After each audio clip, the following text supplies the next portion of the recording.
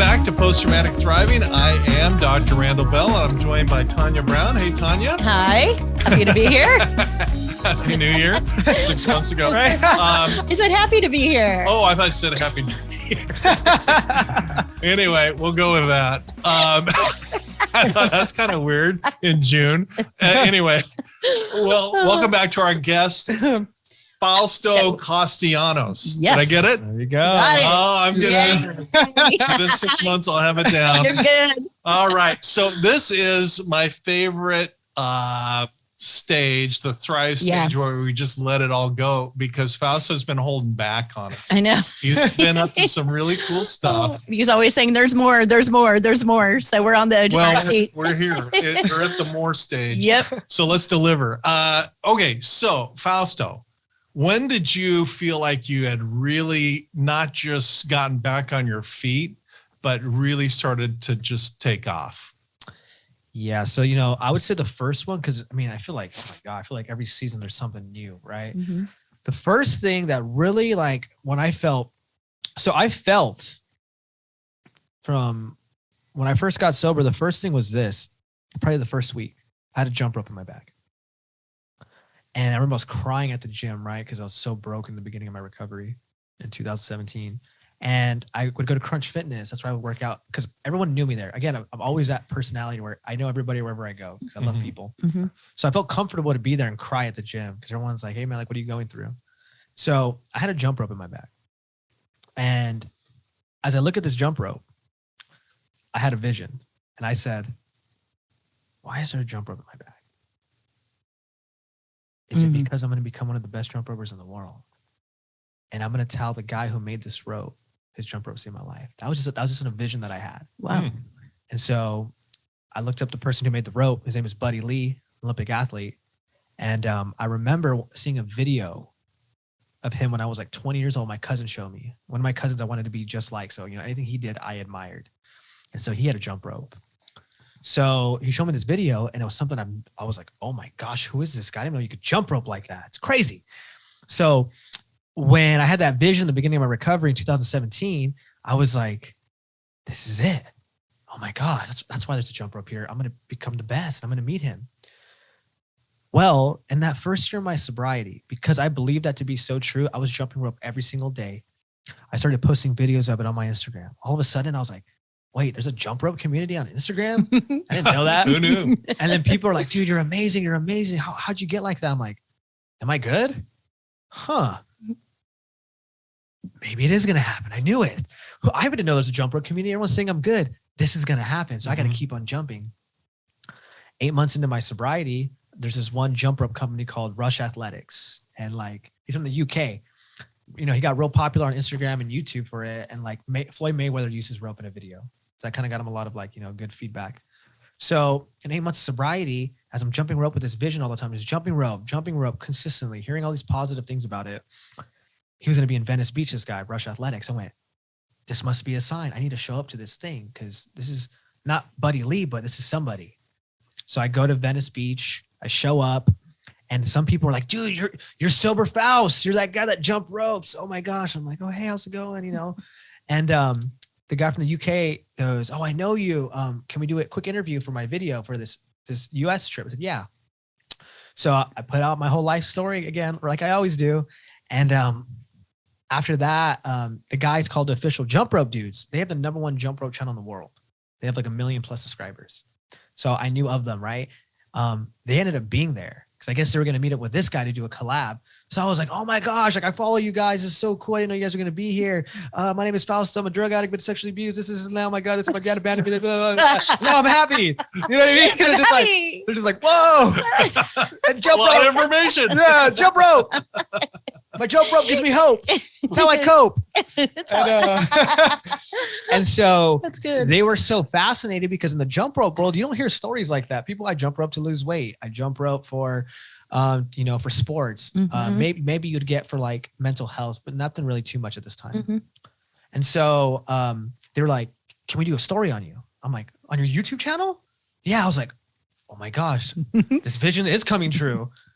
Okay. So then I kept on jumping rope. I won the jump rope contest they had that day with everybody, right? I'm like, oh, wow, I won.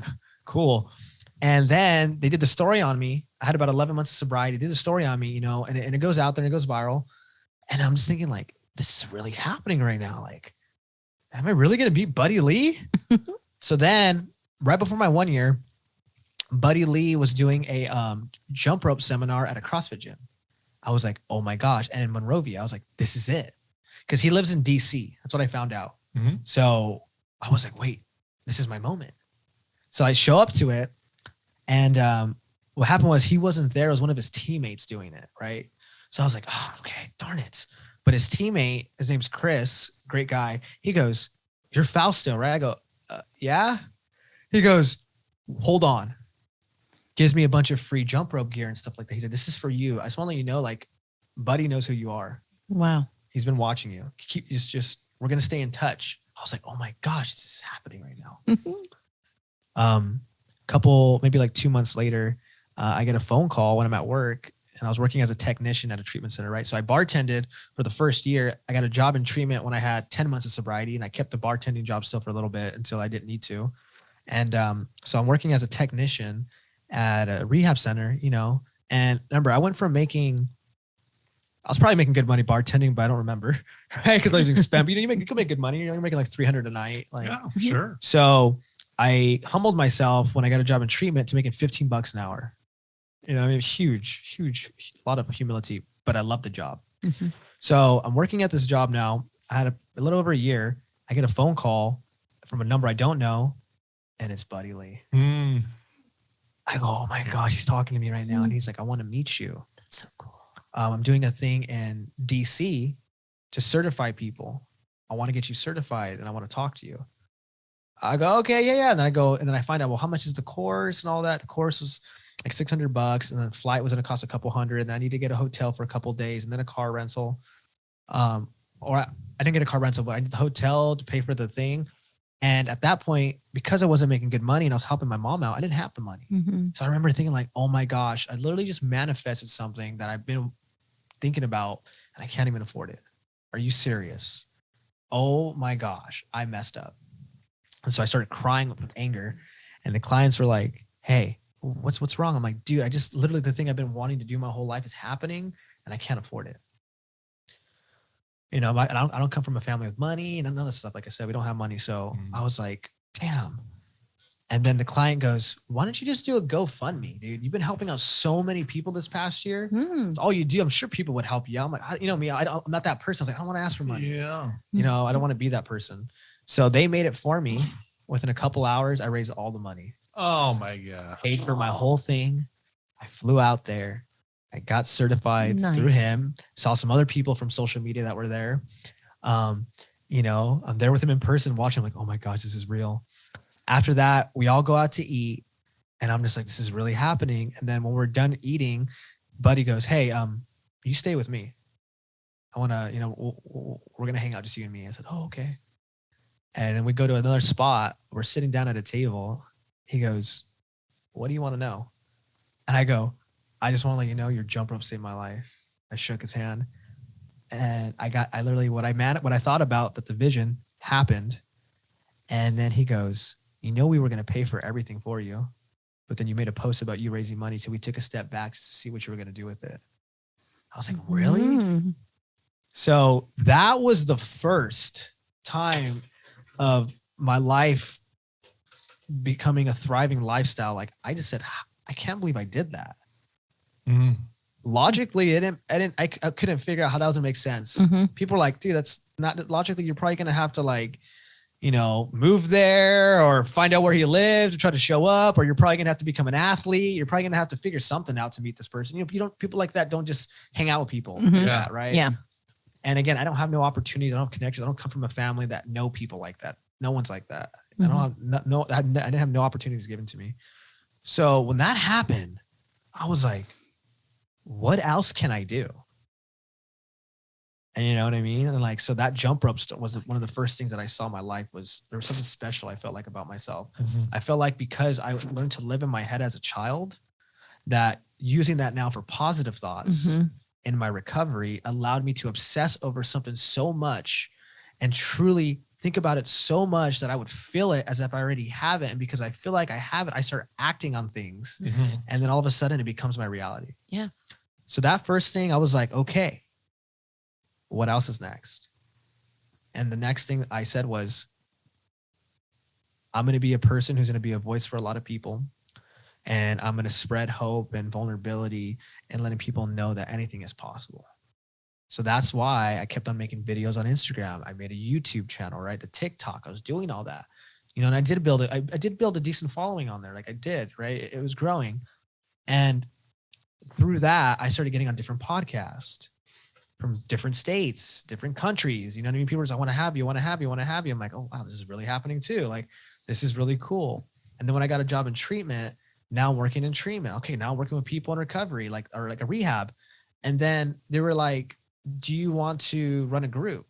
The person that's running group didn't show up. I heard that you want to do that. This is the first week of me working in rehab. I'm like, wait, this is the opportunity to practice. Can I be effective for people in front of a crowd of people? And the clients were like, dude, this is the best group we've ever had. I'm like, really? Nice. And so that is what pushed me to continue to say, I'm going to be somebody big in this world. And so the next thing that happened for me too was Kanye West's life coach. P. Diddy's the guy that P. Diddy goes to, Leonardo DiCaprio, Robert Downey Jr. went to this guy named Tim Story. He's, total big motivational speaker, pastor. He helps out celebrities. He's known for that. He's everywhere. I would watch videos of him getting interviewed, and then I would pause it, and I would close my eyes, and I would act like he's talking to me, and I would answer the question. And I would do that every night, so I can be ready for when I meet him. I'll know. You know what I mean? I want to hang out with him. Like I want to pretend like it's real. 11 months into my sobriety, I'm working at this treatment center, and they asked me, "You're the new guy, Fausto." There's all the staff members. What's your story? I've been sexually abused, molested. My dad abandoned me. This I got neglected. This is that. I tried killing myself. This is now codependent. I'm celibate right now. I'm losing my mind. Blah, blah, blah. And now God said everything happened for a reason for me, right? Like me, like I do. This guy taps me on my shoulder. He goes, I turn around. He goes, "Hey," he goes, "I just want to say I respect you as a man to share that." I go, "Thank you." And I go, "Wait, aren't you Kanye West's life coach? Aren't you Tim Story?" He goes, "Yeah." I go, "Holy fuck, I talked to you on my TV." What? Oh, that's awesome. So again, another thing that happened in my life that logically didn't make sense to me. And people were like, "Bro, you're crazy. You act like you hang out with these people already." I'm like, I'm manifesting it. So that was another thing that happened too really early on in my recovery. And so it just built a curiosity into like, do I really have this power to create these things that I want now? That sounds so wild, but they work for me. It's the way I think, I mean, it works for me. Like logically, methodically, analytically, I can't do that. My brain can't process it. I'll ruin it. Mine's like, we'll see what happens. I'm just going to think about it, feel it, and then pretend like I have it and act like I have it. And then because I'm acting like it, doors open up for me. Yeah. That's amazing. There's power in that. There's a lot to unpack there. Yeah. Yeah. I mean, first of all, it's interesting that you find your niche. Now, jumping rope, I was at some sporting good place and I saw a jump rope. And I thought, well, that was really good exercise when I was high school. And I bought one, I took it home. And after about 10 hops, it was like, goodness, I forgot how that really it's a good workout. It's kind of too good of a workout. Oh my gosh. Anyway, so, I mean, and it's kind of an obscure niche for a lot of people, but it's a very known niche. And it's interesting. You kind of dialed in to your thing. And you excelled at it. And then you identified your hero, Buddy Lee. And then you find yourself hanging with the dude. Yeah. That's super cool. Yeah. That's thriving. Yeah, totally. I want to hang out with Jimmy Page. It still hasn't happened. You can coach him faster. Before you were born, there's this great mystical band called Led Zeppelin. I don't know if you've heard of them. I've heard of them. But I always wanted to hang out with Jimmy Page. And I need to follow your techniques. Hire me as your life coach. You could be Jimmy Page. There you go. Yeah. I'd love that him as a life coach. And then, and it's so funny because on the other side of the rock spectrum, Nancy Wilson, Heart. I always just had the biggest crush on her. I once shook her hand in a concert, and I always thought, that'd be so cool to meet her. And long story short, I was with Mrs. Fender backstage at an event, and I was talking to the lead singer from Foreigner, and he was a super nice guy. These are all bands you never heard of. And he goes, "You want to meet Nancy Wilson?" I said, What? "Yes, I do." And so we walk down this little hall and he knocks on the door and the door swings open. It's Nancy Wilson. "Hi." And it's like, I was like, I didn't have anything to say. Jaw dropped. I wish I'd met you before that because I could have said something cool. Instead of being frozen. Hi, you're like, It's like, who's he in at my door just standing with his mouth open? Oh, wow. Okay, I'm learning stuff. I need to do a redo on life. Yeah, I do too. I'm gonna be like all motivated now to start manifesting. Man. But there is power in it for sure. Yeah, I'm learning a lot on this podcast. I'm learning everything I did wrong. Thanks to you, Fausto. Thanks, man. I'm kind of realizing I'm kind of lazy. after this session, you're both going to need therapy, huh? Like, Yeah. this guy just. I got this twitch now. It won't go away. Okay. Yeah. So we keep going. Okay. Let me learn what else I did wrong. Okay. Okay. So now again, too, like the jump rope thing for me, it was like a movie, right? Like that year of doing that. I mean, that just made me believe that everything did happen to me for a reason, right? Again, all this was just like boosting my sobriety because I was like, dude, like even in AA, I was like, dude, I just want to share about what's happening outside of AA, guys. Like, this is crazy, right? And like, it was just, that's what I'm saying. It was so wild. I was so pumped. And then once that was one big thing that thrived, and the Kanye West life, I mean, again, I was like, oh my gosh, talking to my TV worked. You know what I mean? It was just cool because when I'm doing it, I'm doubting it. I don't know what I'm doing. Because again, I don't know how to live life at this point. I was never taught. I'm relearning how to live life. I'm relearning how to pay my bills, getting health insurance, getting my own car, getting my own, like building up credit. Like all this stuff was so new to me. While taking care of your mom. Yeah. Yeah. And being a great brother. Yes. Awesome. So you know what I mean? So there's so many things that were like, I didn't really know like the simple things in life. Like if someone could be like, how do you not know these simple things?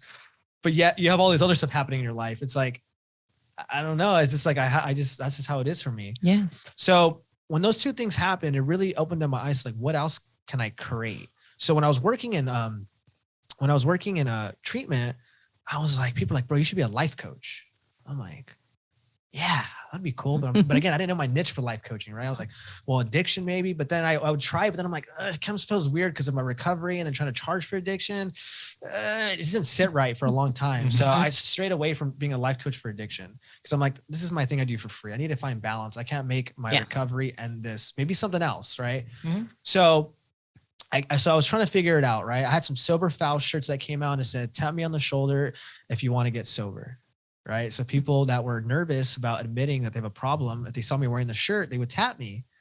And I saw a lot of people loving the shirt. I was like, okay, so Sober Faust, maybe this is going to be a thing. Sober Faust, life coach for maybe something else, speaker. I want to be a motivational speaker. I see that too, and it was about finding purpose in your pain.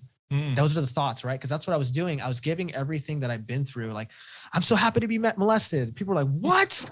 But for me, because I'm so happy that now I can help people with it. I needed to be this person to heal. Yeah. So now I can help people who've been through it because I have a voice now. I'll stand up for you. Yeah. I'm going to help you learn how to find meaning in this. And you're going to help somebody else. Yeah. Right.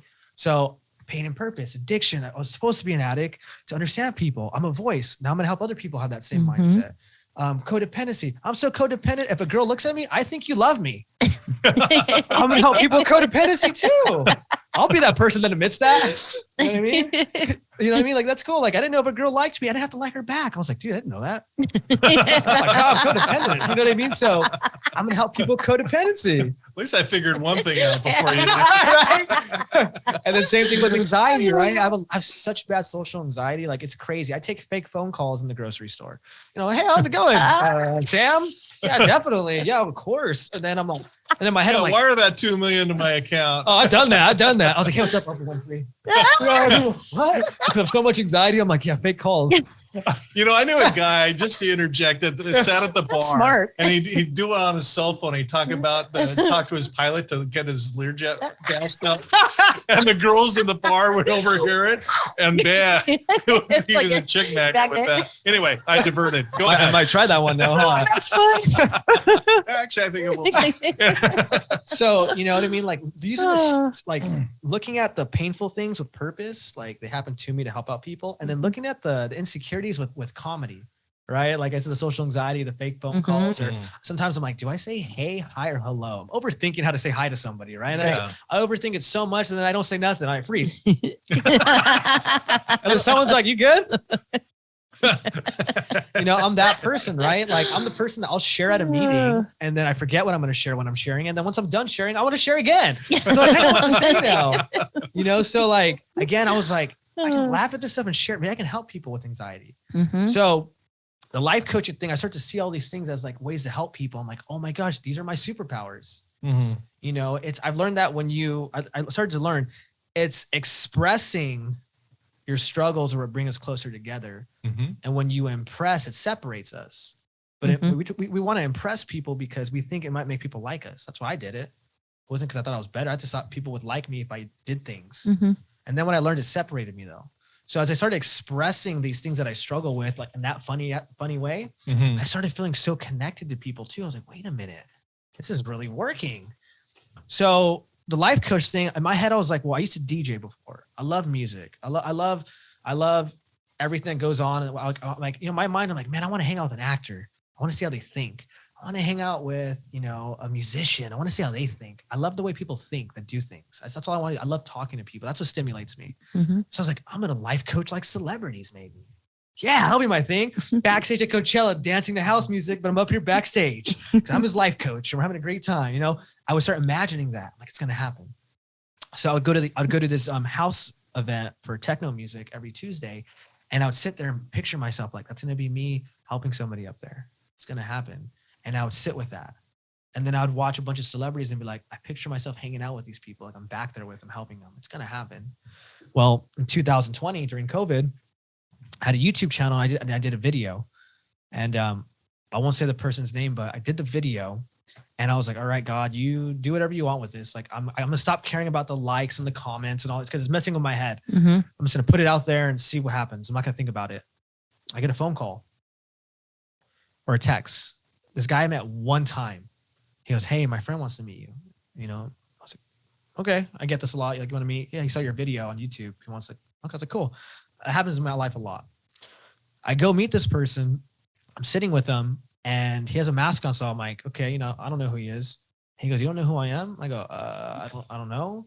And then he says who he is. And I'm like, oh my gosh, my mom always talks about you. She's like, you need to see this guy. He's on TV, this and that, And I kind of wouldn't really process it in my head because I don't watch TV. And in my head went, oh my God, I'm sitting with this person that my mom loves to death that's been telling me about. Now it's here, and it's a person at a high class, right? Yeah. And we ended up becoming, I ended up, becoming good friends and really, being able to help this person in a lot of ways. And so in my head, I went, oh my gosh, this is just proof that life coaching people, that was happening. Yeah. Mhm. No kid. And it was amazing because I got to tell my mom, guess who's coming over today? And she's like, wait, what? I'm like, yeah, I know her now. We're friends. And my mom was so happy, right? Again, one of those moments of like, this is so cool. I get to do this. That's cool. And so that was another thing that started happening, right? I'm like, oh my gosh. Because in my mind, I'm like, people at this caliber, I would think, can afford any type of psychologist, therapist. They have the money for this stuff. They know Sure. people. Of course. But I'm different than all the people they try getting help from. Something about me is different. And the person would tell me like, you're just so vulnerable, dude. You say things that are like, I wouldn't think someone would ever say in Right. public. Mhm. And you have a way of looking at everything as like as a blessing. And you're able to validate and make people feel seen and safe. And you're able to not judge and you're able to connect the dots with why this affects this and that. So there's not shame around it. He goes, Mhm. I've never been able to get that. I was Yeah. like, oh, wow. So that really opened up the door to the thriving on like another thing that I thought about that's happening. So it's just like the trauma came in waves, the thriving came in waves. Yeah. Okay. So man, my head's exploding with questions. So let's just pause for a second. With thriving, there's a magic moment where you break out beyond the survive stage into thriving. In other words, a lot of people, with the trauma that you've been through, they get, and I'm not saying this in a judgmental way, Yeah. but they get back on their feet. They go through or they go through AA, was going to say AAA. AAA. Fix their cars fixed and they get sober. But then they're kind of like that. That's cool. They get a 9-to-5 job and they're surviving and they're paying their bills, and that's success. And I say that with nothing but respect. Yeah. I don't mean that in a judgmental way. But some people break out of that and say, hey, if I can survive being molested sexually, if I can survive my dad, checking out and not being a good dad, if I can survive my mom getting cancer more than once, and all the other layered stuff we've talked about throughout our discussion, maybe I have this inner energy and fire that if I tap into it, I can do really amazing things and hang out with my life heroes and all the stuff you're talking about. Was there like a moment where you kind of woke up and said, wow, I can really turn on the afterburners here? Yeah, it was so there's one thing I've learned about trauma is like, I saw this post and I like it. Trauma when healed becomes passion. Ooh, dude. I like that. Because think That's about a refrigerator magnet. That is. Yeah, because think about it. Passion, like I'm passionate about helping people, right? You can block me in a dumpster for 30 days. When I come out, I'm still gonna want to help people. I can't shut that off. That's one thing I can't shut off. It doesn't matter what happens. It's always there, right? It's just who I am. And I love it. It's like, it's a high. So trauma is the same way too, right? When I suppress being abused sexually, as much as I said, I'm not going to think about it, I'm not going to talk about it, it literally had the same power. No matter how old I got, no matter what I did to avoid it by changing my appearances and all this stuff, it still was with me. Yeah. You know what I mean? So then I was like, oh my gosh, that makes sense. So I need to heal the trauma for it to become a positive thing. And that's usually becomes where I heal the trauma and now I'm passionate about helping people with that thing. Yeah. And that's why I think it's so important. So when you asked me when I, what was like do I realize that I have this, what did you say? Well, when the switch kind of went off and said, hey, maybe I can do more than survive here. Maybe I can really tap in and thrive. So I think, like I said, I think since the first day I felt that, but I have imposter syndrome.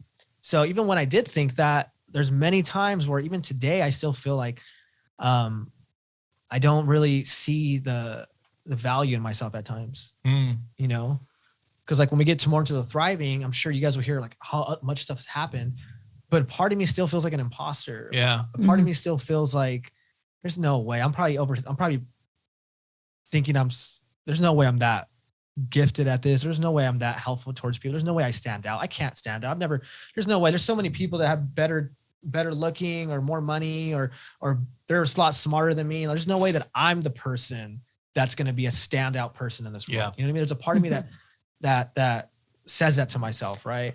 Okay. So on that point, you're obviously a very remarkably bright guy. You must have figured out some way of dealing with that.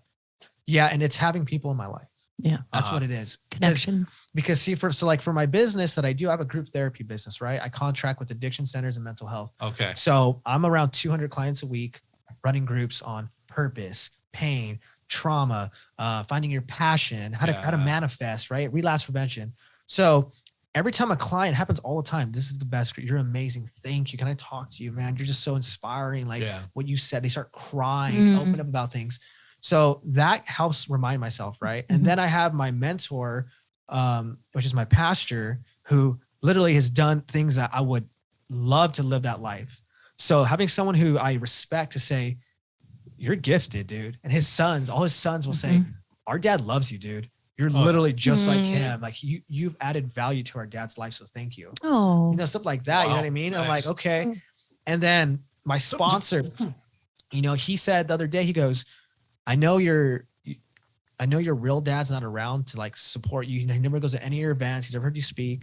He goes, but I just want to let you know, when I saw you speak at the Crossings Church in front of 500 people, if I was your dad, I would have been a proud dad. Oh. He's like, you don't understand what you have. He's like, you have the ability to reach millions of people.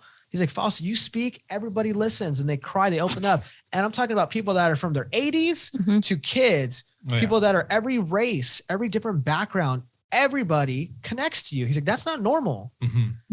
So having people like that in my life and my equals and, hearing that a lot, you're exceptional, you're unique, dude, you're gifted. Like, oh my gosh, Fausto, can you speak here? Can you speak at this school? Can you speak at this place?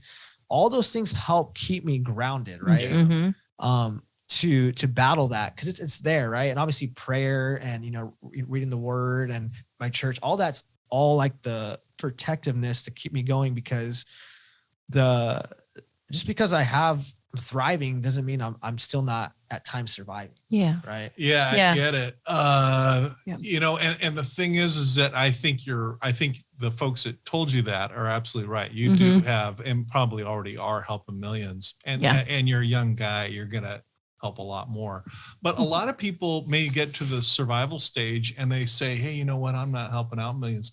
But for other people, it can be helping out one person. Yeah. That's it. And that's very, very powerful. In and of itself. So I think they deserve our respect. Yeah. A Absolutely. question I'm dying to ask you. Okay, a lot of people might have gone through trauma similar to yours: sexual abuse, your mom getting sick, your dad, all the long list that we've talked about, your dad checking out, and and you talked about it earlier, you're pissed off at God. Okay. And I think God can kind of take it. And this isn't really a religious show per se, but it's, part of trauma recovery. With most guests, God is a very key component. So here's my question, Fausto. What is it that got you out of remaining pissed at God? Because a lot of people would just say, screw it all. That's it. God, blew me off, so I'm going to blow off God and live life as an atheist or whatever, not care.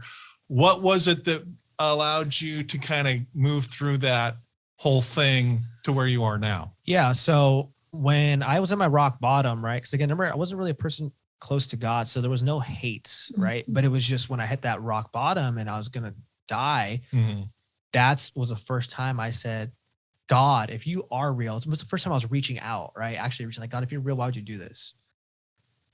But then when I had that moment where I read scripture, because I didn't read the Bible at that point, that happened maybe the day before I went to my buddy's house to read scripture. And then when I got from it that God gives the strongest battles to the strongest warriors, right then and there, it shifted it. Again, it was just so powerful to think that, like, you know what I mean? It was just like, all I wanted was to be a superhero in my life as a kid, watching superhero movies, looking at that's why I look back and go, no wonder why I like that stuff. Because I always felt like I want to have powers. So hearing that scripture the day after, I was kind of mad at God, and it basically saying like, I have a superpower in a sense, right? I can help people. That just developed such a love for God. And then because I put in the work like I did, and I saw my life just get so much better, and it's more not even just externally better, but internally better. I was like, wow, God, like, this is you. Oh, I love you now. It's amazing. Like, I'm on this God stuff, man. I'm about to get high. I want to get high on God. Yeah. Get high on God. So it was really easy for me to kind of to chase God and not be so mad, because I didn't really have any religious trauma growing up. So that's why I loved God after I had that, because I never had religious trauma, right? So I didn't really have because people do have that. And I totally understand it. I work with people that have that. Oh yeah. And so I understand why some people can be mad at God. They have good reasons. I know it. And I'm never going to I never push God on anybody. Right. You know what I mean? Because that's why I've read all the religions. Yeah. I'm so open to it all to me. But it's good because it helps me be able to help people and understand how to speak to them. Right. And I think that's why people feel safe with me, because I'm able to be like, that makes sense. Yeah. You know what I mean? Like, I'm not going to push anything on you. Totally. Like, you believe in what you want to believe. Whatever you believe is what you're going to receive, and that's what you'll achieve. So believe it. Right. So to love God for me was really easy. Nice. It was really easy. Well, in Crossings Church they're in Costa Mesa, right? Yeah. I spoke there once, and while we were getting set up, somebody came in and said, we got this is the day the homeless come in and take their showers. Where are the towels? I thought, that is so cool. Yeah. That they open their doors up to whoever. Yeah. Pastor Randy that runs, Yeah. I was talking to him, and he was like, the whole purpose of doing the Crossings, the Lifelines Church this way for recovery on Friday nights. It's like a concert in there. Yeah, it's cool. He's like, it's a Friday. Well, we need to make it fun then if it's a Friday night. You know what I mean? And so like, he's amazing. He's such a good person. Yeah, he really I totally is. dig that. I totally dig that. Because, a lot of people do go through a religious trauma, whether it be a high demand religion or something. I mean, I know I have got friends, of course, that are Catholic and very happy being Catholic. Some people feel a little chewed up by it. And so they, I guess I'm not explaining things very clearly. But people go through things that don't work out for them, Yeah. and they get angry and they throw everything out. Well, that was me. Big time. Yeah. Oh yeah, I hated God. In fact, my sister Denise, she hated God too. Everybody, Denise and I think we really suffered the most in my entire family with that, because it was like, why, Nicole? Why did this happen? You know, but my anger towards God happened after my friend Troy died, and I was like, just wait a second, God. He finally got his shit together. He got sober, got his ankle bracelet off. He's about to get married, and now you take him. And I hated God. I mean, it was physical that my mom even said, she goes, you need to go to their house. You need to go to his parents' house, go pray with them, do whatever, but you can't keep doing this. And sure enough, I went over to their home, and you said it earlier, and I totally related to it. It's like, what is it? Give it to me. Right. And I always say, what is it? Is it a pill? Is it a shot? Like, what is it? He's your kid. Right. And they're smiling, and I'm the miserable one. So being mad at God and feeling abandoned is huge. And it's a real thing. And a lot of people in recovery, a lot of people struggle with that. Yeah. Mm-hmm. Yeah. But, you know, some people successfully work through that. And that's wonderful when they do. So tell us more about this thriving thing. I mean, you're hanging out with cool people. You're heroes, famous people. You're a life coach. You're talking when you've been talking this whole time about I connect with 200,000 people a week. That's a lot of people. That's a lot. But that's usually in the context of going into the recovery centers and talking to folks there. And yes, it's a combination of one. It's like a combination of going to treatment centers and running groups. Because some of these facilities have, you know, lots of people, anywhere from they can have anywhere from maybe a 6-bed detox or to like an outpatient that has, you know, 80 people, 150 people. And so being around that, and I'm the type of person where I care, right? And everyone wants to talk to me because I'm kind of them. So I like hanging out before my group with them. I like hanging out after. That's me. I always show up early to everything that I do. And I always try to stay the last one there. It's something I've learned with being a good leader. That I've read a lot about and been trained to be a good leader. And so on top of that though, like every Sunday night we have recovery night. And so people are there, right? It could be up to 100 people. On top of, I'm always donating my time. Consistent. I'm speaking at this place. 100 people are going to be there. I'm speaking at this place. I mean, 300 people there. I'm speaking at this place. I'm just going to hang out with some people that want to hang out. Cool. All meet me here at dinner. Like, and then I'll pay for the dinner for everybody. Like, I just want to talk to you guys. What do you guys need? A family hits me up. Yeah, I'll come visit your kid and stuff like that. So, I'm going to go to this event. Maybe there's somebody that needs help. I'm going to go walk around the mall. Maybe someone needs help. I'm going to go to Irvine Spectrum and walk around. Maybe someone needs help. This is how I live my life. Yeah. And sometimes I'm booked like oh my God, I think it was June. May, I almost lost my mind. We had like 20 events. You know what I mean? Wow. And I was on top of working around people, probably recovery, on top of going to AA, on top of doing church. I was around so many people that month. But I love it. Yeah. And so that's why I'm around so many people. It's like my hobbies are helping people. Yeah. Yeah. So let me ask you this, the flip side of that. I mean, what do you do for yourself? Just one-on-one. What do you do to take care of yourself? You know, I'm talking solitude or meditation, whatever you want to call it. So for me, it's sometimes it's just take a nap. Mm-hmm. That's all I need. It was hard. It took me 4 years to figure out what that looks like. Cause I was confused. It's like, I feel like I try to like rest, like this person says to rest, but I can't do it. It's like killing me. Like my pastor says this and I agree with him. People are like, oh, I can't wait to retire and sit on a beach. Like that commercial, the Corona and the margarita. I'm like, that looks like suicide to me. Yeah. I have to be around people. Yeah. We talking about, I'll go there for like 2 minutes and be like, I'm out. And so it took me a while to understand like my way of resting for me, because some people that are introverted need more alone time than an extrovert. But also I'm an extrovert that could come off as introverted. Maybe because I'm shy, right? So I was like, I don't know, what does this look like, right? And I believe the beginning of all wisdom is when you know yourself. So I learned through a lot of therapy and reading and understanding myself was my rest time can be, okay, Monday, when I get off at work, I'm going to go home, put on a random fiction movie and pass out eating whatever type of junk food I want for that day. And that's enough for me for the week. Nice. You know? So you figured out what works for you. Yeah. It's so simple like that. Yeah. Because even like vacations, I thought I might need, right? I'm going to go on vacation. That's what I need to catch up. If I go on a vacation after about a couple hours, I'm like, all right, I'm bored. Oh, no kidding. Yeah. I can't, because to me, my life is a vacation. Yeah. Yeah. So I'm like, I don't want to go on vacation. Like my life is the vacation. Well, nice. if you love what you're doing, you don't. It's not work. None of it's work. Yeah. There's no such thing as work. Yeah. You know, if you get in the groove of something you really enjoy. Yeah. And retirement, you know, a lot of my friends are retiring, and I think it's sending this is my own personal feeling. It's kind of sending a message to the universe that, hey, I'm ready to wind it down and die now. To die? Well, I Is mean, that what you said? yeah, I'm of no use to anyone. I mean, I don't know. That's my own weird thoughts, but I'm just saying that staying in the game keeps vitality and the youth Yeah. kind of going. For sure. Think about it, you're doing this. This might be your purpose for this season of your life. I think it is. Yeah. I want to do this till the day I croak. Yeah. But my dad was the same way. My dad worked for Fender Guitars, and he turned 65 about 10 times. You know, because they had mandatory retirement at 65, and he loved his job. Yeah. You know, and my dad was a mechanical engineer with the plastic pencil protector. Yeah. But he met with the biggest rock stars, and he couldn't have cared less. No autographs, no pictures, but he loved sitting down with these guys where there's obviously a big gap in terms of age and generations, but getting their instruments tweaked and perfected to get the exact right vibe that they wanted. He loved being of service to those guys. Yeah. And that's what kept him going for years. Yeah. When people retire, they die.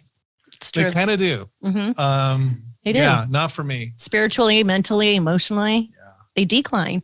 Working in the senior industry for many years, I've seen that. Well, William Lyon lived right next door to me up in Koto when I used to live up in Koto, and he had a huge car collection. And he had pictures of all the different generals in I don't know if he's in the army or where he was, but he had a bunch of generals. And he says, out of that whole wall of generals, I'm the only one living. And the natural question is, what happened? And he said, they all retired. Is that what he said? Yeah. You know, and he kept working, you know, to the day he died. Anyway, yeah. this is so cool. Any other thriving wisdom? Oh my gosh, so much. Yeah. So as all this is happening, right? I'm becoming this person, right? You know, right now I have almost 5 years of my sobriety. I went from, like I said, the jump rope thing manifested. Okay. Then I get my 1 year sober. Okay. Then I get my 2nd year sober. And in my 2nd year sober, I fall into a depression, and I was like, what's happening? I learned, they call it the terrible twos. The terrible twos, like kids. It's just like, oh yeah, all emotions are coming up that you suppress for so long. Oh, wow. So sometimes all I need to know that what I'm feeling is going to end, and I get calm. It's like, okay, cool. So my 2nd year, I got laid off from a job as a technician, making $15 an hour. Okay, cool. Then I was kind of like, what am I going to do now? Went to another treatment center. Didn't like it. Left after about a month. Went to another treatment center. Didn't like it. And now I'm like, oh my gosh, I'm coming up on my 2nd year this year, and I don't know what I'm going to do. I have no school education. I don't know what's happening. I had the jump rope thing, which is amazing. Like, that was cool. I have that to hold on to. You know, I met Kanye West's life coach. Like, that was cool to see that. I was like, well, like, oh my gosh. And then all of a sudden I was like, dude, maybe I just signed up for college. Oh my God, I don't know if I'm going to do this. So I go to one more job interview as a technician. My buddy's like, try this spot. I go, and they're like, you know, actually we only have graveyard shift. I'm like, I'm good on that. I'm not trying to work graveyard. So, you know, I signed up for school to be a counselor. Maybe I'll make it, because again, I just knew I couldn't go back to bartending and doing it to make more money. So I was like, all right, God, I'm going to humble myself and trust that more money will come. I've always learned, if you're good at what you do, people will find you. And I've learned that, that God will bring in the money if you're doing God's work. So I was like, okay, sign up for school. And then the next day after I signed up for school to be a counselor, I got a phone call from that place. And the guy's like, hey, God spoke to me. Do you want to be a counselor at our job? I went, I have to go to school for that. He goes, no, as long as so many people have a degree in it, you can work under them. I was like, oh my gosh. So then as I'm in college and I'm now working as a counselor, I was stoked that year. And so that was another big thing for me, right? Oh gosh, okay, maybe this is going to happen. And then, I ended up graduating college, right? So I got associates in human science or something with addiction studies thing. I became a CAD-C, CAD-C2, certified alcohol drug counselor, and then I went to seminary school, got a master's degree in theology. Oh, nice. And then I'm also in school too, still to get a bachelor's in social work too, because it's a separate school. So doing that, I became a certified life coach through Kanye West's life coach, Tim Story. So I had that too, to add to that. I have my jump rope certificate level 2 too. So I have that. So I'm getting all this stuff like that too. And then when I was like making $24 maybe an hour as a counselor at another spot. That's when I was like, all right, God, I can't survive on this though. It's been almost 4 years of my sobriety. Like, when's the money going to come? Because everything that I've done, working with celebrities, helping out people, speaking, I never charge anything. Because I was always told, Fausto, from my mentor, you're a rookie. Don't let your ego get to you. You know what I mean? Give it away for free and God will open up doors for you. So I stood true to that. I've tried so many times to try to sell something, but I have so much respect for my mentors. I'm like, well, what do you think? I trust you guys. And he'd be like, well, this, and that. So I'm like, cool, I'm not going to charge. I'm going to keep on giving it away. So I'm still struggling financially in many ways, right? Because I'm helping my mom. And so when I was making 24 an hour in 2020, at the end of the pandemic, I'm like, God, I need more money. Please, I live in Irvine right now. I'm helping my mom. Yours is expensive. I can't save anything. The girl that I'm with makes more money than me. Come on. I need help. She's going to leave me by mind. She's like, oh my gosh, come on, God. Finally in a relationship and I'm in my sobriety. Come on. Help me. She doesn't believe that this praying thing works. Please help me. So again, this is the power of God. And I'll talk on that too more. The next, that week, day after Christmas, I find out my partner is cheating on me. My girlfriend at the time. Oh, ouch. Right? 3 years of sobriety, living in Irvine. Is this number 5 or 6? 6. Number 6, yeah. Right? And this is my first one in my sobriety that, wise. 2 years together, living in Irvine, all this stuff, It was a great relationship to me because there was no fighting. There was no toxicity like that. There was no using or anything. You know what I mean? We were, people looked at us as like the power couple and all that stuff. Yeah. And so like, when I found that out the day after Christmas, I had a dream about it. I was like, that's weird. I started reading this book by Jim Quick, Write Out Your Dreams. It's kind of weird. All right, God, I don't know what this is meaning. I kind of weirded out. And so after a meeting, I get back. Remember, I just prayed to make more money. Then I have this dream. And then I find out, she cheated on me. So I was like, I remember sitting in the house like, God, this is my worst nightmare. I've been cheated on in all my relationships. Because remember all of them, all 6 of them now. So when I was 18 to 21, I got cheated on. When I was 22 to 25, I got cheated on. Those 2 ones, right? The other ones were just breakups when I was younger. But these 2 are, being cheated on, which is to me being cheated on is worse than me being molested. For me. Really? Yeah, that was more detrimental. Gotcha. So when I got cheated on the 3rd time, but in sobriety, and I was like, God, like I'm serving you, God. I'm doing ministry work, God. I help out so many people, God. Everything. I'm helping my mom out, God. Why? This is my worst nightmare. I was almost angry. I was like, did you know this is the thing that takes me out? Why couldn't you just make it a failed relationship? I'd been cool with that. It just didn't work out. I'm cool with that, but not this. And I can't run away. I can't drink over it. I can't use over this. I'm like, what do I kill myself because of this to escape?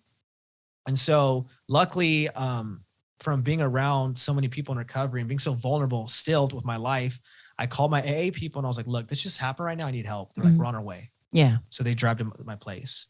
And I'm sitting there waiting for them in my head. I'm like, oh my God, what do I do? Do I break stuff in the house? Do I do something? Should I screenshot this, like the messages from the guy? Should I post it out there? And my head's just like, forgive her. I'm like, what? Forgive her. That's what I'm hearing in my head, right? Forgive her. Forgive her. What was your part? What was your part? And it hit me. You're still chasing your dad's love, Fausto. She's emotionally detached. She reminds you of your dad. You haven't fully forgiven him. And I went, oh my gosh. I have chills. And I was like, I got to forgive her. So I moved out within 2 hours, moved into the church that we house people that don't have insurance. And I'm laying on this cot. And I'm just like, oh my God. Again, it comes back. Why, God, I'm laying in this cot. It's raining outside. Now I'm back here. I was just in Irvine. And God goes, remember when you wanted to save more money? I was like, yeah. God's like, you don't got rent. I was like, again, too, I was like, oh my gosh, like that voice again in my head. I start laughing and I'm laughing and it's pouring rain outside. The bathroom doesn't work. There's a guy on methamphetamine going, Fausto, the government's outside, the flashlight, this person's on heroin, throwing up all around me. And I'm just sitting there like smiling like, You don't have rent. oh my gosh. I'm rent free. And so like through that process, that was another thriving moment to see myself face one of the hardest things that I've feared my whole life to happen again. I thought maybe it would never happen because I thought just being clean and sober was the answer. But to see that I was still chasing my dad's love, which showed me more forgiveness I need to do towards my dad. It taught me that actually the thing that's hurt me the most was my dad not being there.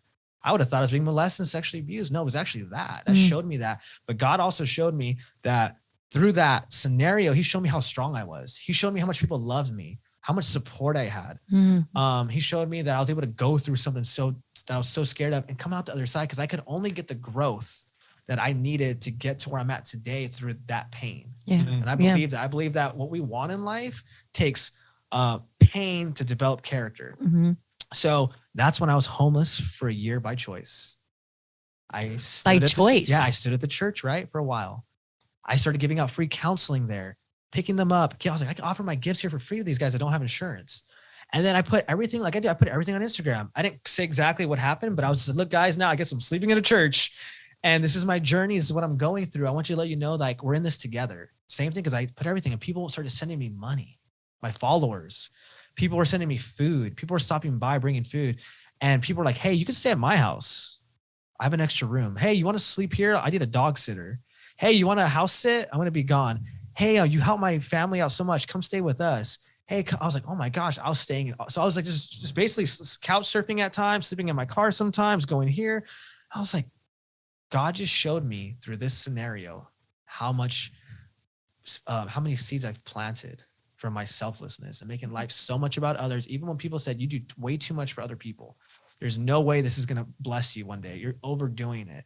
Your way of thinking is illogical. Your concept of God and what you think is saying is wrong, because I lived a life of helping people so much. But then God showed me in the scenario when everything was taken from me, how much people love me because of what I've done. Yeah. Amen. And it just showed me that, like, wow, like I have so many people in my corner cheering me on that care about me. Yeah. Yeah. A lot of love. Wow. Ways. A lot of love. And so that was another thriving moment. And in that season is when I started a movement called the SoCal Hope Dealers, and, spreading hope dealer, dope dealer to hope dealer. And we had hundreds of people showing up to these events. We do music and speakers and free food at the Magic House, which is a house where we house people and throw events at. And then we have this house, we're having all these parties and hundreds of people are showing up, and I'm speaking and I'm seeing it manifest. Like, oh my gosh, this is something that no one really does. Who has their house open all the time? When that's all the craziest people in the world come in. Like, that's a strong wife in there. You know what I mean? She must really trust her husband. And so I'm seeing all this happening. And then I was like, dude, I want to start a business. I don't know how to do that. And then I got to a scenario where I was like, all right, I'm going to trust you. I don't know what it's going to look like, but I think I can maybe do this group facilitating thing. How much do they make? I saw someone doing it. They make good money. Because I was kind to people the whole time, I started making up to 6 figures within 4 months. I was like, oh my gosh, right? To see that was possible. I never thought that was possible for me. So now I have a group therapy business. And then with that happening, all of a sudden I started getting booked to speak more, from speaking at the high schools now, different churches, I think more podcasts were coming my way. I was like, this is crazy. All this stuff's happened, the domino effect. People, it was crazy. And then all of a sudden my buddy's like, hey, there's this America's Got Talent type of show coming up, but it's called the Redneck Talent Show. But it's the biggest YouTubers in the game. YouTube is the thing. Yeah. It's like the guys that are friends with Logan Paul and Jake Paul, which are the guys that box Mayweather, and like they're all super famous. There's a guy named Patty Mayo. He has like 10 million subscribers, like huge. And I was like, my buddy's like, I'm the casting director. Do you want to be on it? It's in Florida. I was like, oh my gosh, this is another sign. So I went out there to Florida, the most nerve-wracking experience of my life. But I got to be on a big platform and say, I'm here because I want to show people it's possible that if you've been sexually abused, molested, struggle with addiction, try killing yourself, you're not alone. That's why I'm here. I'm going to do the jump rope, but I'm not the jump roper. I'm the person that wants to help people. Yeah. And so another thriving moment, right? I'm like, how is this happening right now? And then Fox News, I met some people from Fox News, right? I'm like, wow, that's happening now. Like, is this going to air? Like, what's going to happen? So like so many things in my life of thriving. It's almost like, how are all these things happening? Yeah. All these things are happening. And because all I want to do, like I said, is I want to be sitting with Oprah one day. You want to what? Sit with Oprah Winfrey. Oh, you will. I'll carry your luggage if you want. Yeah. Yeah. You know what I mean? I just, sure. I'll be your chauffeur. Oh, that's guaranteed. Well, let's unpack this a little bit. Yeah. Let's give a shout out to your your group therapy business. What's the name of the business? How do people find you there? So it's not, I don't really post it up there like that because it's like, it's more like I just connect with treatment centers. But if people just find me on Instagram or all right, they can get a hold of me, right? Or contact me if they have a treatment center and they want to have it. I get you. Yeah. Okay. So you more contract with independent contractors. Okay. Gotcha. How do people reach you that want to reach you? Instagram. Just Instagram? Yeah. Okay, Hope cool. Dealer Fausto is the best way. Hope Dealer. Hope Dealer Fausto. Yeah. I love it. Fausto. Okay. Okay. And then you mentioned your speaking career. Yeah. Let's talk about that. So I had a vision to be a motivational speaker, right? So I started watching motivational speakers, Les Brown, Tony Robbins, TD Jakes, E.T., Gary Vee, Tim Story, all of these people speaking. And I'd be like, close my eyes. Okay, Grant Cardone does this thing called 10X, all the cool speakers. Close my eyes. I'm pretending I'm there with all of them, laughing in the background, and I'm speaking up there, and people are laughing, blah, blah. So that was another thing. I was like, I'm going to be a motivational speaker because people always say I'm so positive and uplifting. Oh, yeah. So I looked at AA as the foundation for me to practice how to speak. I didn't know how to talk to people when I got sober. You apparently got over that. I had to read books how to have a conversation. Again, one of my things, I got to learn how to talk to people. I'm all studying and stuff like this. Yeah. So I was like, AA, I must be an AA because I'm going to practice my speaking skills for free. Yeah. Cool. So it's share every meeting, speaker meeting, 30 minutes. Here's my opportunity at an AA meeting, 30 minutes practice. And then running groups when I got as a technician, I get to speak. Hey, okay, I'm doing it when I had like a year, right? Just working at $15 an hour, but I get to speak to people. Practicing. And then when I met my mentor, Phil Aguilar, and that's when I had the Magic House, right? And I started seeing a person that had people over. He'd be like, "We're gonna have an event here. I want you to speak." Okay. Wow. Now I'm speaking at events. Interesting. So I started seeing it manifest, right? Because I believed I was going to be a big speaker in this world. And so I started seeing it manifest with all these opportunities to speak. And so I kept on hearing, you're really good, you're really good, you're really good. And then when I started seeing myself get booked to speak at treatment centers, hey, we're doing a speaker meeting. People have recommended you. Okay. Everyone loves you. I've never seen people so engaged. You're so funny, but you're so raw and you're so real. They want you to come back. Everywhere I go. It was almost like it's not me being cocky. It was just this level of confidence. Like I could walk into a room with anybody and get them uplifted. Yeah. So I started seeing it happen. Like again, doing everything for free, always for free. And then just simple stuff like the Crossing Church, big thing, same thing for all the people. They're like, dude, you're amazing. Oh my gosh. Speaking in San Diego at a church, you're amazing. Going on the TV thing, you're amazing. People were crying in the audience at that talent show thing, right? People were coming up to me. People opened about the deepest things. I'm like, all right, God, there's a gift here for the speaking. I don't know how to make money from it yet because I don't like asking for money. I'm going to, again, trust you that if I keep on sharpening my skills speaking, one day someone that I'll meet will open up a door for me. That's how I've always been. I never ask for money till this day. I just don't. Yeah. I don't want to do that. I want to trust God that will bring it and be humble. So, that was a speaking thing. And so now like people always want me to speak at things. Yeah. And yeah, I believe I get that. I mean, just an idea, but one solution, because I get it. You're humble and you want to stay humble and you don't want to become that guy who's trying to monetize God's gifts and that kind of thing. But just an idea is just say, you know what? It's I'll do it for free, but if you want to make a donation, I'll leave that decision in your hands. That way the pressure's off but you got to pay your bills too. Yeah. Right? And so that's why I learned from my pastor, keep your day job so you can focus on your purpose because then there's not so much pressure. So when I started my group therapy business, I'm so passionate about that, but that pays my bills. Okay. I also help my mom. Nice. Yeah. So now that I'm having a thing that I created, which I love working for myself, right? So cool, I created something already, but now I even have that now that pays my bills. So what's the next thing I want to focus on? So I don't push it because I didn't push my group therapy. It just happened, right? It happened when the time was right. But because I was working as a counselor for $24 an hour, I was able not to force it. Now that I have this thing that I make more money and could pay my bills a little bit more, the next thing I want to do is get paid to speak one day.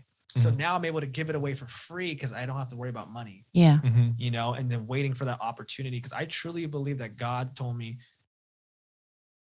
your gifts will make room for you, it says, right? Your gifts will make room for you. I truly believe if I keep on showing up to these things, because right in this season I'm in, this year has been the most busiest season of my life. Like it's insane.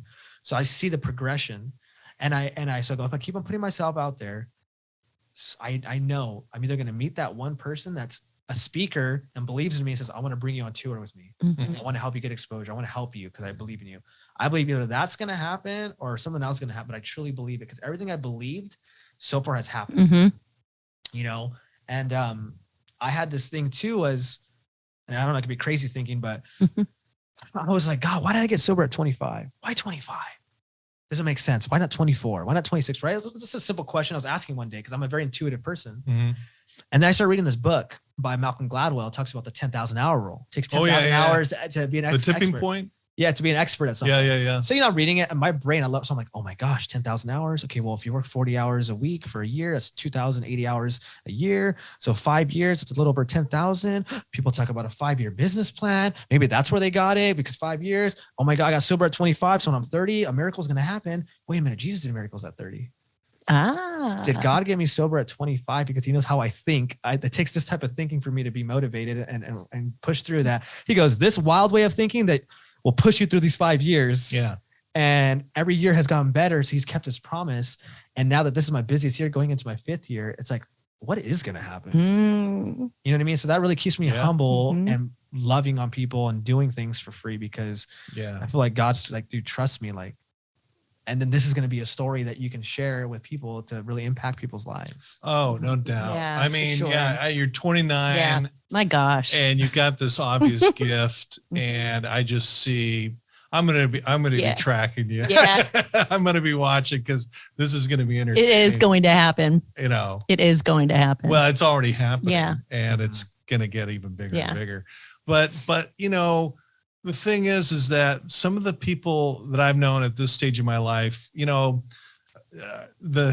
the whole money thing, but some people have really kept the humility. I had a client once and he said, hey, Randy, meet me at this golf course in the coffee shop. It was at a resort. And I went there and it's like 5:30 in the morning. It's really early. And up comes this old battered red truck. And this guy got out in jeans and he looked like he was there to fix the broken sprinklers or something. And he came in, he owned the whole resort. He owned 1 million square feet of office space, which is, when you do the math, that's huge, like billionaire kind of stuff.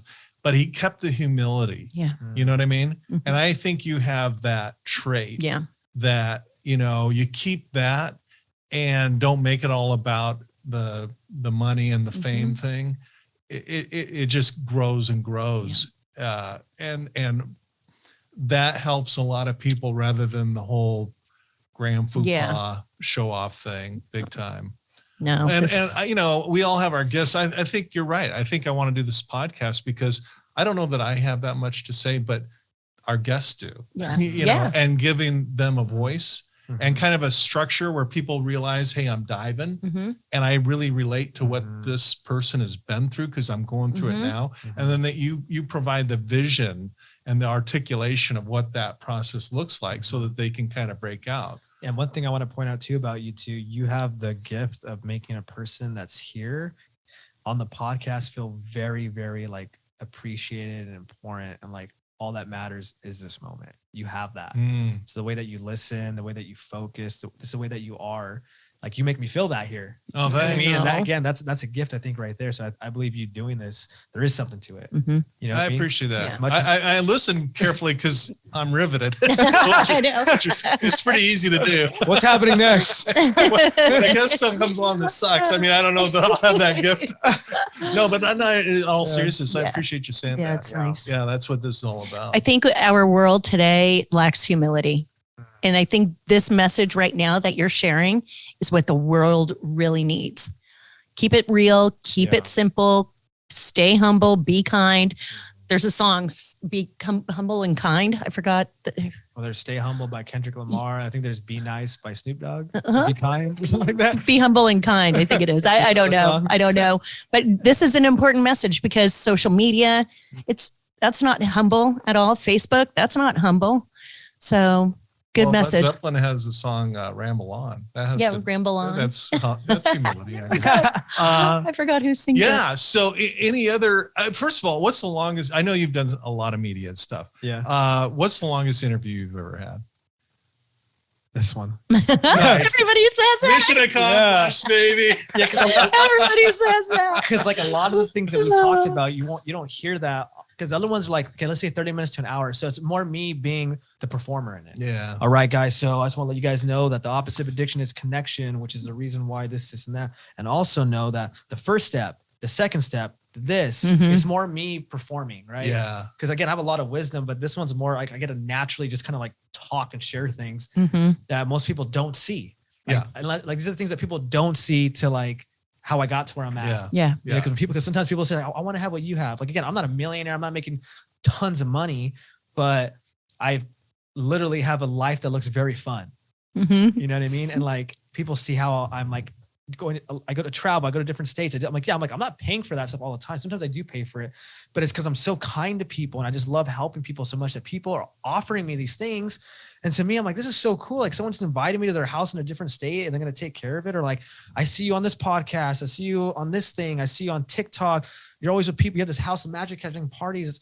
Like, I want that. And it's like, it takes a certain way of thinking to be able to have that though. Yeah. And that's why I tell people my secret to success is, having peace of mind from that's what it looks like. Peace of mind, having good people in your life, and being happy. To me, that's success, right? That's not the Oh, amen to that, brother, for sure. And so I tell people my secret to success is kindness. Yeah. Well, I was on a podcast a couple months ago, and one of the hosts was kind of pissed at God, didn't believe in God actually. And they said, how can you believe in the Bible when, there's genocide and Leviticus and all this stuff? I said, well, Leviticus, I mean, they're not supposed to eat shellfish. I mean, give me a break. Some of the stuff I'm just kind of dismiss it. But I said, here's how I look at it. Jesus said, number one, not number two or number three. Number one was love God, love your neighbor, love yourself. There's a trilogy there. That's really powerful. So you look at the whole Bible, you look at all of life through that lens. And if it's talking about something that's mean or evil or off through that lens, you just forget about it. You dismiss it. But with that lens, you can pick up so much great information out of that, and also through life. And, so I'm not a high IQ guy. I don't claim to be. But if you try and take, that lens and do your best, in my case, it's a struggle to just keep that lens going, life gets better. With that. And that's what comes through with you, is you obviously have a genuine love for your fellow, I want to say mankind, humankind. And that just radiates. It does. I totally get it.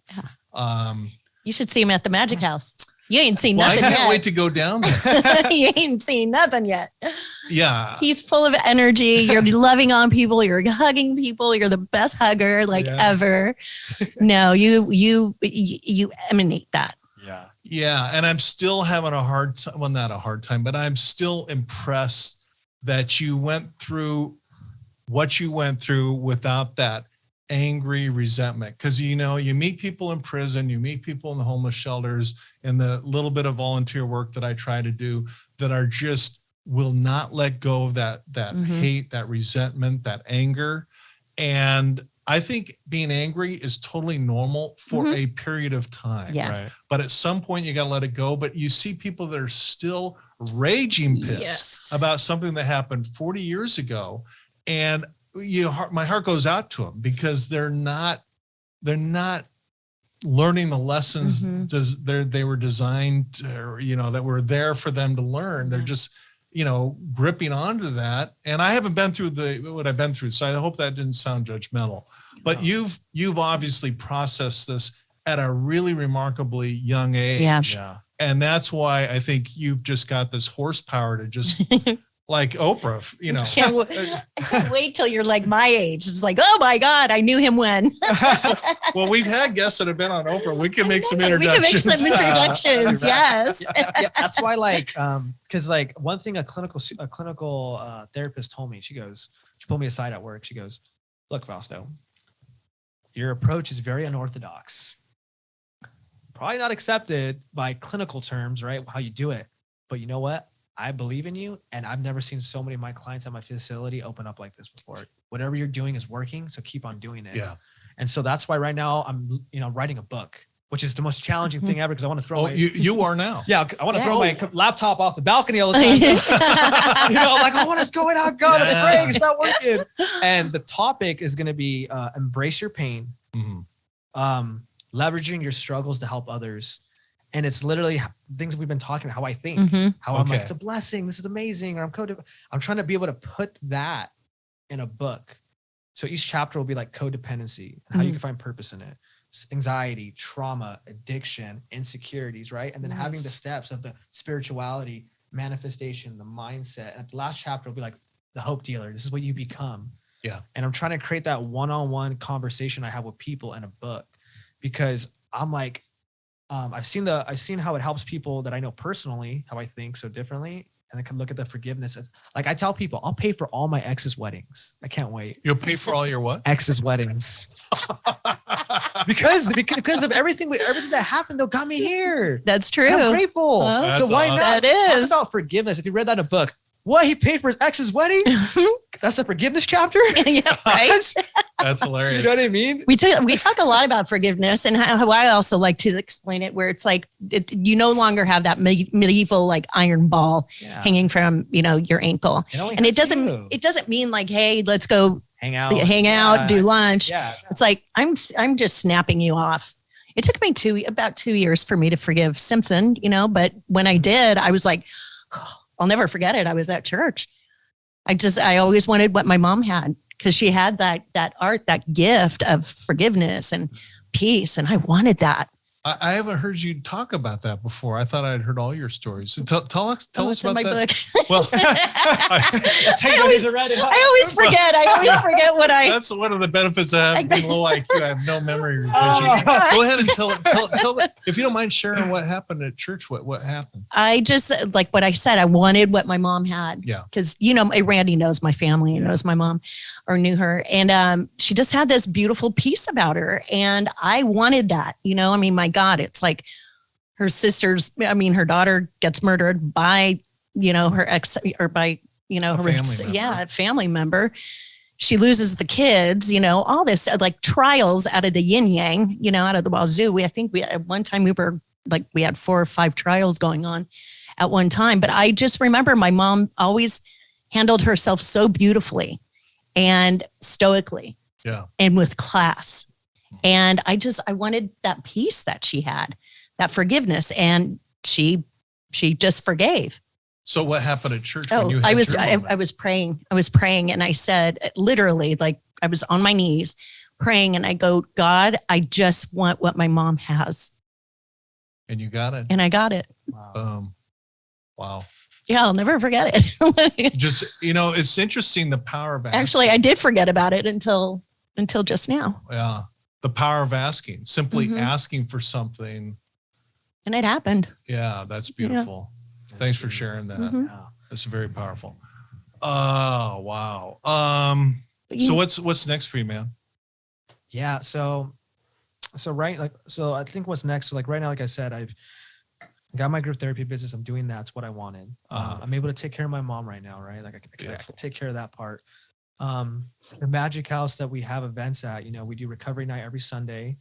We have events about every month, right? So I'm doing that part too, giving back to the community, right? Helping out, making a difference.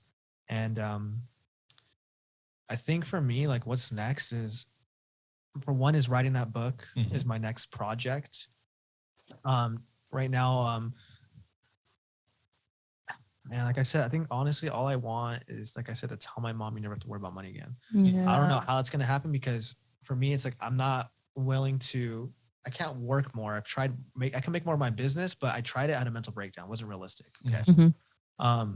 And I just really want that to happen. And I don't know if that's going to happen through speaking. I don't know if it's going to happen because somebody's going to come into my life that I don't expect. That's just going to help me get somewhere in life, like the exposure. Cause again, I've never had that. I don't have someone I can go to my family. I know people I can introduce you, or, hey, I want to give you an opportunity cause you're my nephew or something. I don't have that. So everything's been just me trusting God by living an unorthodox life of helping people so much to the point where that's all I do. Yeah. And I, you know what I mean? Like, that's why I don't buy clothes really. I don't do shady stuff. I'm very honest and loyal to people and helping. And Mhm. I just hope the next thing is that moment to walk through that door. I don't know how that's going to happen.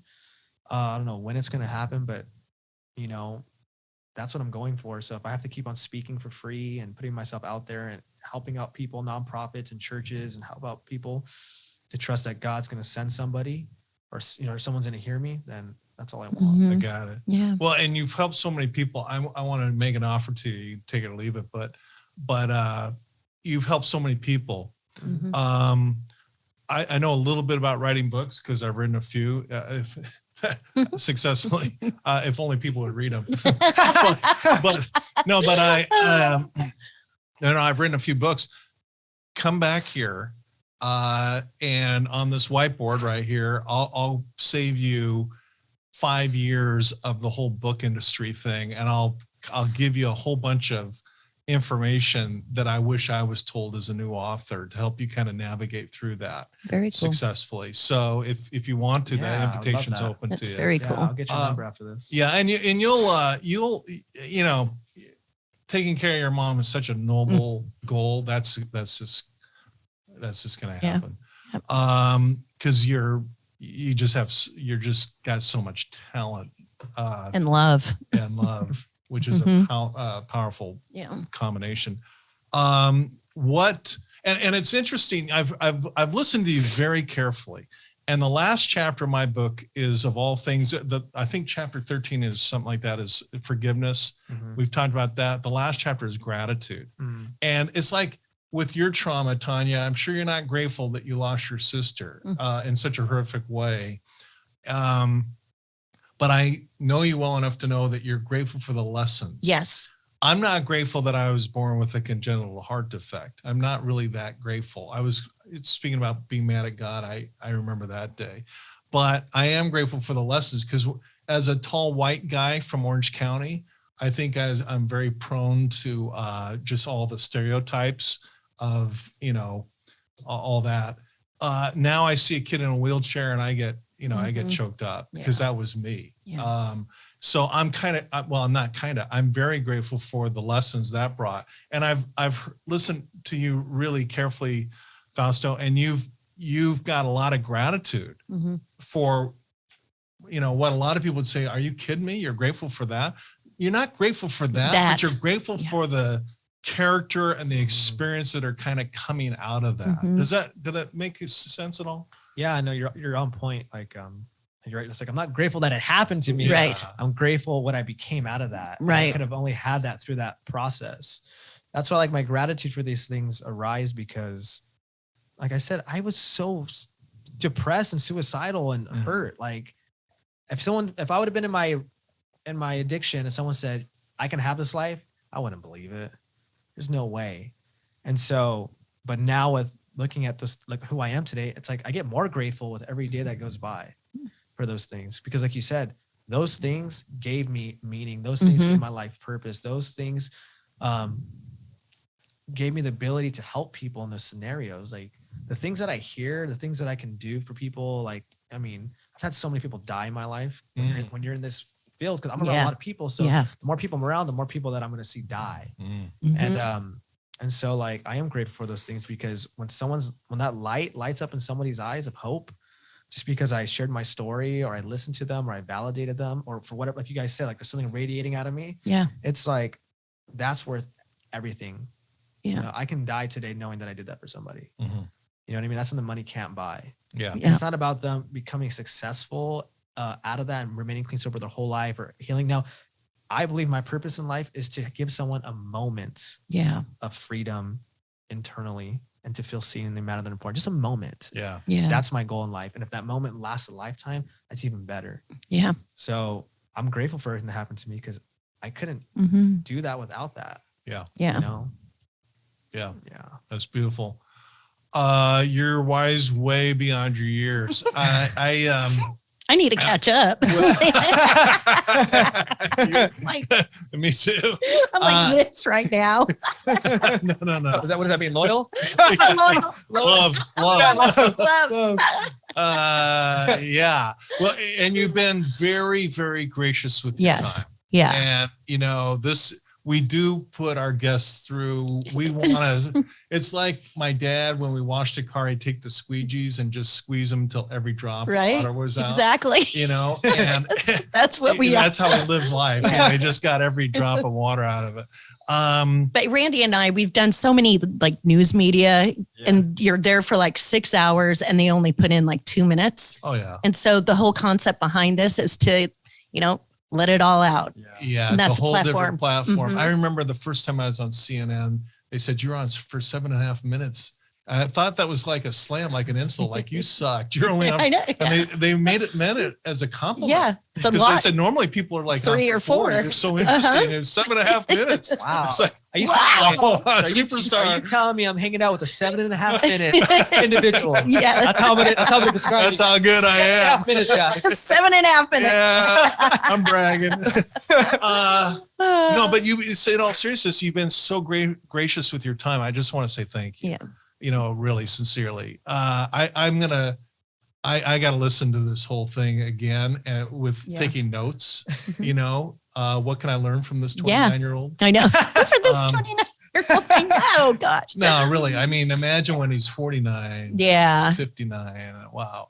Anyway, great things are coming your way. With that express the gratitude for the time you spent, I'm going to just give you an open platform. Anything else you want to share with everyone? And also along with that, an invitation. In fact, it's not even an invitation. It's a demand you come back, and give us periodic updates every 6 months or a year. Cause you're a guy worth following for sure. But with all that, what else do you want to share? I think the biggest thing I would want to share with people is just for people to know that they're not alone, and that if you can practice being vulnerable with somebody you feel safe with, that can forever change your life. Because I truly believe that everybody has a purpose in this world, and that all of us have a higher calling, but not everyone's willing to listen. Yeah. And we need people to open up, to have the support, because we need people to believe in us before we could believe in ourselves. And that's been huge, right? Everything I do is because of the people in my life. I didn't do any of this by myself. Number one is God. I always tell people, figure out what that means to you. You know what I mean? Whatever that is, don't feel pressure. Just figure out what that means to you, because the person that's out to get us is the person when we look in the mirror, right? That's the person out to get us. And who can be with you all the time then? God. I believe God stands for the gift of desperation when you're desperate. I believe that when you're lost, he's the gift of direction. I believe when you're in AA, he's a group of drunks. I believe when you're with the hope dealers, he's a group of dealers, It's like God's always there. When you can have confidence in what that means, it's life-changing, because the stronger your belief and something bigger than yourself gets, the more freedom you feel. And so I just ask people to, hopefully stay open to that concept. And, and understand that that's the big reason why I'm here today still, is that. And then God has put people in my life. But all my morals and my values come from being a good person, is through God and those perceptions of spirituality that allow me to be this. Yeah. So I'd want people just to kind of know that stuff like that. We need each other to get through this, and to know that just because I have all these good things in my life, I'm not perfect, and I struggle a lot still. But I'm vulnerable. Yeah. I tell people what's going on with me, because that's what helps me get through it, because they say suppression is what creates aggression and depression. So it's you think if you suppress this, it's going to make you sick, right? I look at it it's like eating food and never going to the bathroom. You're going to get sick. It's the same thing with the things that we go through. So yeah, just be vulnerable. Know that you matter, and you're important, and you're so loved, and that, the fact that you're alive means there's something so big that you can do, and you can only figure that out if you go for it. Yeah. Well, that beautifully spoken. And the world's a tough place. It is. There's a lot of hate. All you have to do is turn on the news. Yeah. And I don't know about you guys, but I want to throw, I don't turn it on. throw the vase to the wall. I haven't watched the news since I got sober. Yeah. Yeah. Oh, really? Don't watch the news. It's another thing I did It's too. too negative. I don't do it. And people have argued with me, you should this and that. And I just, no, I'm good. If the world's going to end, I'll know. Yeah. You know what I mean?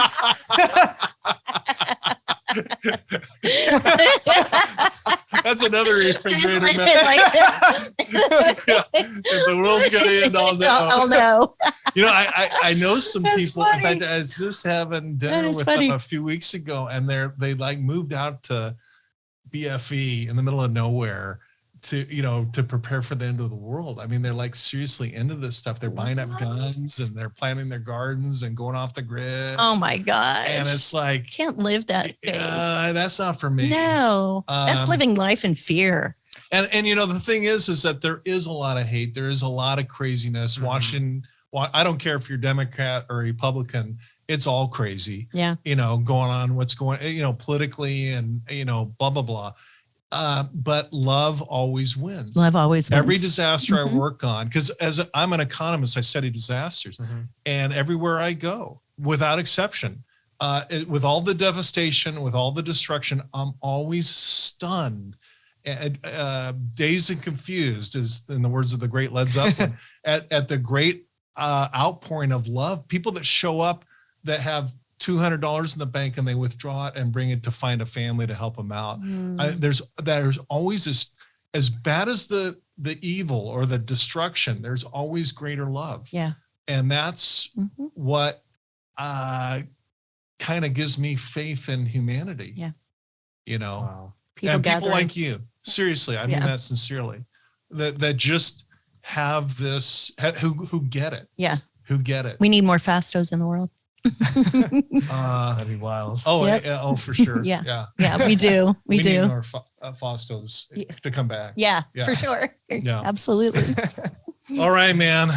I think we did it. I feel honestly, you have touched my heart. I just want to say, thank you for being here. But also I want to say a huge thank you for being vulnerable and sharing some really gnarly life experiences, because you don't know who's listening to this, who definitely will feel inspired, empowered. And who knows, maybe you brought somebody to God, by being here.